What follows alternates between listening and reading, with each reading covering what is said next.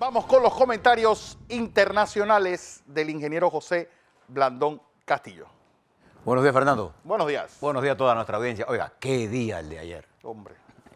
Un día tan intenso que cuando uno termina de ver esa cantidad de adrenalina, de cosas hermosas que pasan, uno se siente orgulloso de ser panameño. No hay otra forma de sentirse que ser orgulloso. Pero antes que nada, dentro de unos minutos, nuestros hermanos colombianos saldrán a la cancha y estaremos nosotros con ellos también. Como ayer ellos estuvieron con nosotros estamos con Colombia.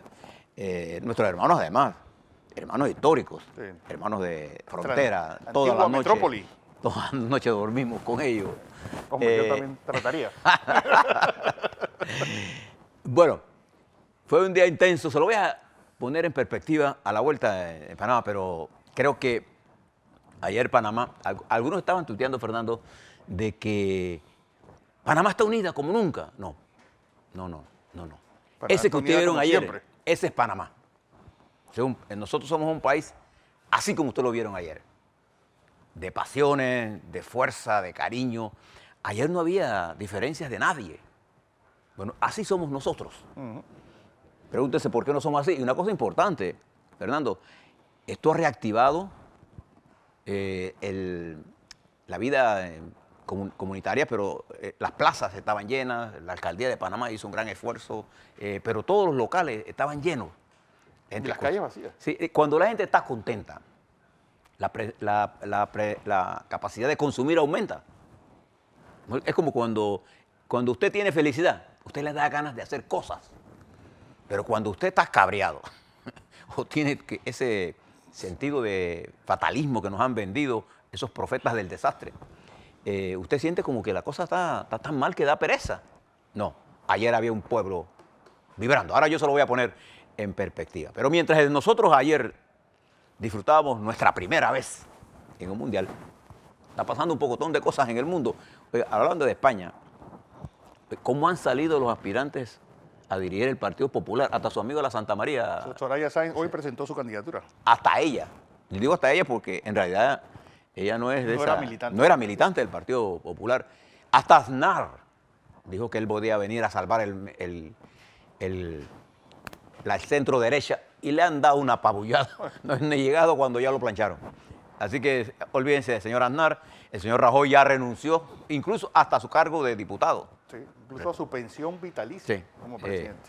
Está tan molesto porque él no se esperaba esto, este atacazo que le dieron allá. Y el presidente Sánchez ahora dice que se queda hasta el 2020. Hasta el 2020, o sea, va a gobernar. Bien. Pero quizás la noticia más importante que quiero ponerle en perspectiva a nivel internacional son dos, pero voy a partir por una de carácter humano. En los Estados Unidos se está dando un gran debate sobre el problema migratorio y por la barbaridad que está haciendo el presidente de los Estados Unidos. Porque hay una ley migratoria en los Estados Unidos y hay políticas migratorias. El presidente Trump definió una política migratoria de cero tolerancia. Y esa política migratoria le permite a él tener lo que está haciendo, hacer lo que está haciendo ahora. Los padres o madres que lleven hijos, los paran en la frontera, ponen a la madre en otro centro de detención y separan a los hijos en otros centros de detención. Es una cosa infame. Eso es una de las atrocidades más grandes que puede registrar la historia. La señora Laura Bush, primera dama de los Estados Unidos, escribió que esto le recordaba la época cuando a los japoneses, ¿te acuerdas de la guerra? Los detenían sin ninguna causa y los encerraban. Y estuvieron encerrados durante toda la guerra. Toda la guerra. El presidente Carter les pidió perdón sin casi 40 años después. Esta atrocidad que está ocurriendo en la frontera sur de los Estados Unidos y de la señora Bush, que es mexicana de origen. No, esa no es. Laura. La otra, es la de Yep, que es la que es mexicana. Perdón. La señora Laura, pero que vive en Texas. Sí, vive en Texas. Y ahí el Tex-Mex, ese que hay. Ella vive ese problema y senadores republicanos le están pidiendo al presidente Trump que vaya a visitar los campos, porque lo que son campos de concentración de niños, miles de niños latinoamericanos encerrados. Gritando, pidiendo a su mamá. Y gritando en un video es que la presentadora de Estados Unidos casi lloran cuando lo escuchan. Mami, papi, ¿dónde estás? Niños separados de 2, 3, 4. Y los niños más grandes de 10, 12 años, como los oficiales norteamericanos no están preparados para atender a estos niños, les tienen que cambiar los pañales porque ellos ni los pañales le cambian. Y se presenta ayer la señora Kirstjen Nielsen, la secretaria de Home Security de los Estados Unidos, de Seguridad de los Estados Unidos, en la televisión para defender esto y casi sin argumentos le echan la culpa a los demócratas. Cuando en realidad el presidente Trump quiere parar esto, lo tiene que parar porque esto es política, esto no tiene nada que ver con la ley. Los Estados Unidos, si el presidente quisiera parar esto, hoy lo pararía. Hoy está en el Senado, pero hoy la teoría del presidente Trump es echarle la culpa a los demócratas, que no tiene nada que ver con esto. Bajo ningún gobierno republicano y demócrata anterior se había realizado esto, a pesar de la existencia de esa ley. Pero no contento con esto, el presidente de los Estados Unidos ataca a la señora Merkel y metiéndose en un problema que es complicado, ¿no es así? Dice que la política migratoria tiene a Alemania como está y se mete con un aliado mientras defiende A Corea del Norte. a Corea del Norte. Fíjense cómo estamos el mundo de... Ayer Andrés Oppenheimer puso un tuit diciendo de que esas alabanzas a Rusia y esa nueva amistad con Corea del Norte, cuidado, y nos convertimos en unos amanuenses de las dictaduras. No olvidemos que estamos hablando de dos regímenes cerrados. Pero ¿qué es lo que le quiero poner en perspectiva en esto? Este problema migratorio, ¿cómo se origina? Voy a hablar primero del primer migratorio de Europa al que el presidente Trump le echa la culpa a la señora Merkel. La migración que se produce de África y del Mediano Oriente hacia Europa se debe a lo siguiente. Los Estados Unidos, en una política militar, liquida a Libia, que era el contendor, el muro de contención de la migración, liquida totalmente al gobierno de Gaddafi, después de acuerdos con él. Lo liquida y se forma una desbandada. Además de eso, provoca, impulsa la llamada primavera árabe. Y todo eso rompe las líneas de contención en Marruecos, Sobre todo en Túnez y en Túnez, Egipto. la guerra de Sudán, los conflictos internos que impulsan las transnacionales en África, y en el Mediano Oriente, la sangrienta guerra de Irak, que destruye toda la estructura de control de Irak, la guerra de Siria, la situación de Palestina, De Afganistán. los problemas en Yemen, los problemas de Afganistán, provoca una oleada de migración hacia Europa, empujadas por estas guerras. Y no hay alcalde,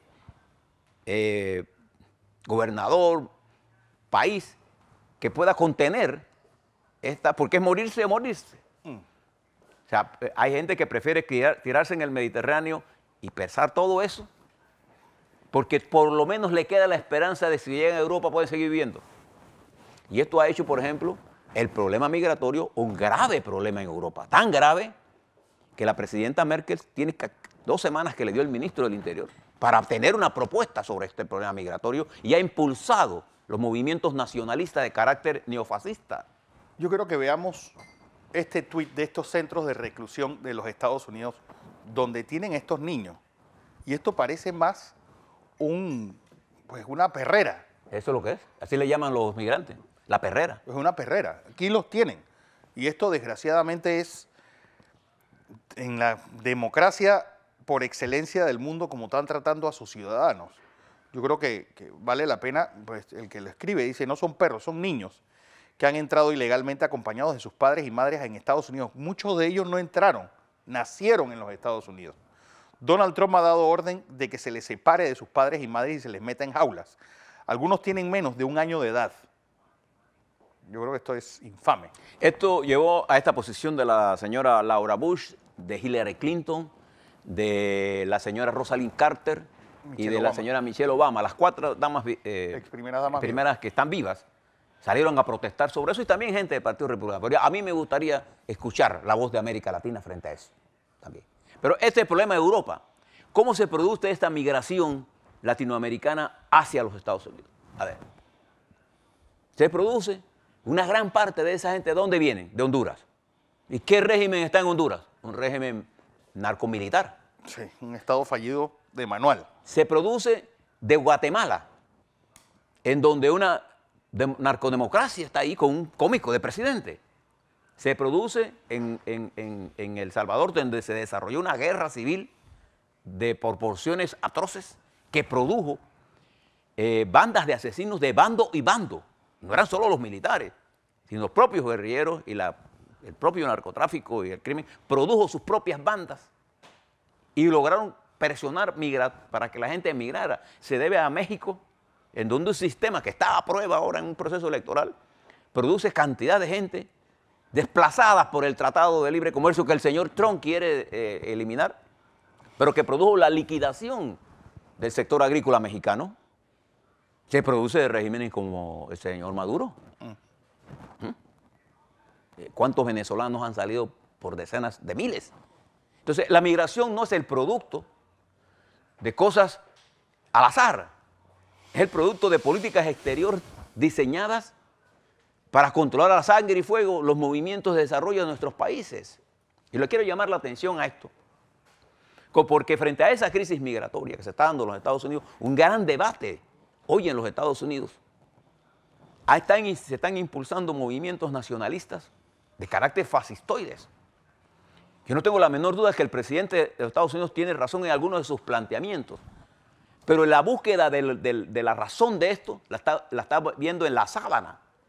Es la política exterior, señor presidente de los Estados Unidos, de su país, y la suya también, lo que está llevando a esto. Esta guerra comercial que usted está arrancando en este momento va a producir más migración, porque si se produce un estancamiento del desarrollo y el crecimiento del mundo, los movimientos de personas se van a acrecentar en forma incontenible hacia su país, hacia países como nosotros. Aquí Panamá tiene ese problema también. Entonces nosotros tenemos que actuar con mucha cautela en el manejo de esto, pero con mucha claridad de lo que estamos haciendo. Fíjese lo que hizo el movimiento, el gobierno de Italia, un gobierno popular y nacionalista. A 750 migrantes que venían, los dejó en un barco y fue España el que lo recibió. Con Francia. Francia va a recibir la otra mitad. Pero primeramente fue Sánchez, el que lo recibió y se partió entre Francia. Entonces, esta situación que afecta a Francia, a Inglaterra, a Alemania, a todos los países europeos, y lo afecta a su país, también nos afecta a nosotros en nuestro país. Le llamo esto porque este es un drama que se está viviendo en los Estados Unidos. Ahora únale a esta situación la guerra comercial, ¿no? El presidente de Corea del Norte está ahora mismo en China y los Estados Unidos enfrentado a China, enfrentado a Europa, a México y a Canadá, a sus aliados estratégicos. Y de paños y manteles con Rusia y con Pyongyang. Me parece extraño lo que está ocurriendo mientras la guerra se está desarrollando. Y él dice, con una lógica mortal, diría yo, que va a haber un poco de sufrimiento con esta confrontación, pero los Estados Unidos va a salir ganando. Yo creo que va a perder los Estados Unidos, porque de hecho ya los ciudadanos norteamericanos van a comenzar a pagar más. Toda aquella reducción de impuestos que se le vino a la clase media se va a ir y se va a quedar concentrada en lo más grande. Entonces hay una situación global muy seria que se une a una campaña estratégica que, orquestada de forma simultánea, se está montando y se ha montado contra dirigentes de América Latina, lo que se conoce como el lawfare, la guerra judicial, que tiene preso a Lula, que tiene hoy llamado a juicio a Martinelli en Panamá, que tiene llamado a Correa en Ecuador, que puso preso al vicepresidente de Ecuador. Porque así se van liquidando movimientos y opciones, pero se va fomentando es la ingobernabilidad. Todos estos mecanismos, ¿no?, nuevos que se están surgiendo en el mundo nos deben llevar a reflexionar Porque la guerra comercial, para nosotros, para nuestro país, constituye un problema serio. Recuerde nada más que nuestra economía gira en función del comercio mundial, de la libertad con que ese comercio se desarrolle. ¿Cuál va a ser el futuro de la relación entre los Estados Unidos y China? China está más preparada que los Estados Unidos para esta guerra comercial. Nada más tiene que pensar, el mercado interno de China es 3 veces más grande que el mercado de los Estados Unidos. Y el mercado de los países emergentes con posibilidad de entrar en ese mercado, como la India, Rusia, Pakistán, Indonesia, le ofrece a China un mundo de opciones para desarrollar su avance comercial. Claro que para ellos los Estados Unidos es importante. Claro que para ellos el mercado de los Estados Unidos. Pero no pueden vivir sin él por un periodo. ¿Podrá vivir los Estados Unidos sin el comercio con China? ¿Qué será de nuestro comercio en Panamá si eso pasa? Ya todo el comercio que se da entre Pakistán, Rusia, China y la India se da en monedas locales. Ya no se usa el dólar. Entonces toda esta situación nueva nos plantea a nosotros aquí que somos un centro financiero que maneja el dólar. ¿Cuál va a ser la perspectiva nuestra en el manejo de esta nueva realidad que se abre para el mundo? Y termino con esto. Ayer leía un artículo de la Organización Mundial de la Salud en donde esa Organización de Salud Pública incorporó la afición extrema a los videojuegos en la categoría de enfermedad mental. Así que todos padres de familia que ven a sus hijos pegados al juego de televisión, usted tiene el control de eso. Los niños cuando están jugando mucho con eso, y los adultos también, dejan de pensar. Los niños no pueden actuar con el televisor. Uno interactúa con las personas, uno aprende con las personas, sentimientos, solidaridad, amor, responsabilidad. Con el televisor lo único que los niños hacen es volverse mudos, esconden sus sentimientos, se deprimen, no saben querer, no saben llorar, no saben pedir, se vuelven malcriados, taciturnos. En otras palabras, se enferman mentalmente. Porque los niños, uno no actúa o interactúa con un televisor. Le dejo eso de reflexión para la vuelta. Hablarle sobre Panamá y lo que hoy se va a discutir en la Corte Suprema de Justicia con Ricardo Martinelli. Así es. Vamos.